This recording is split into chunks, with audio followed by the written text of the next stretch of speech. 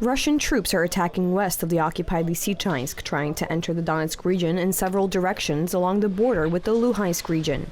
The intensity of attacks and fire does not decrease. Today, the residential districts of Kharkiv, Mykolaiv, and Kryvyi Rih have been ruined again.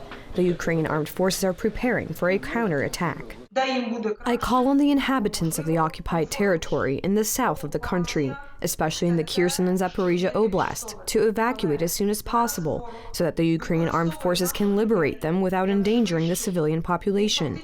Evacuation, although difficult, is possible and should be decided because the Russian forces use the inhabitants as human shields.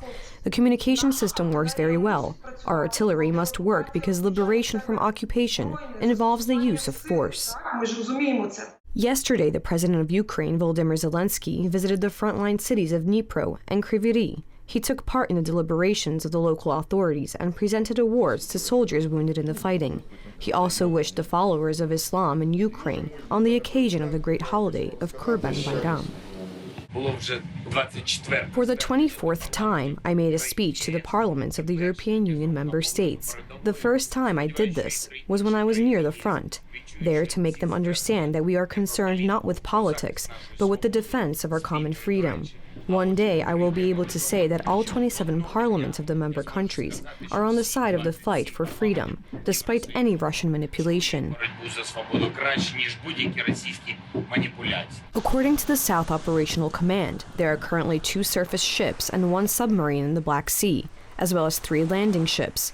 2 Russian naval mines were detonated by sappers. One of them flowed from the sea to the mouth of the Dniester River. It was caught near the Akkerman fortress.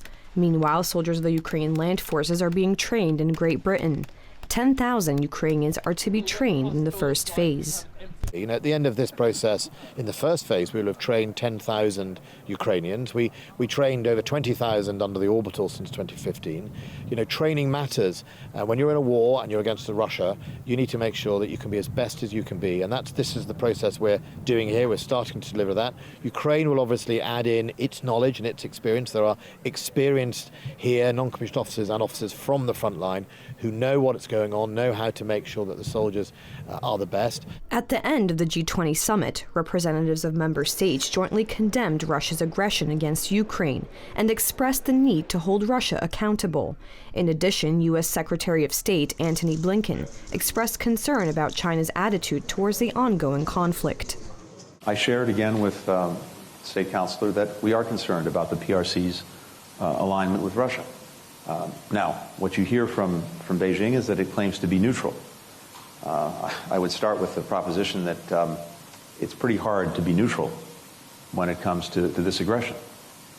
There's a clear aggressor. Due to the potential threat of aggression from Belarus, the Ukrainian authorities decided to strengthen the northern border. On strategic sections of the potential front, mines are placed and engineering dams are installed. The situation in the region is under the control of Ukrainian troops.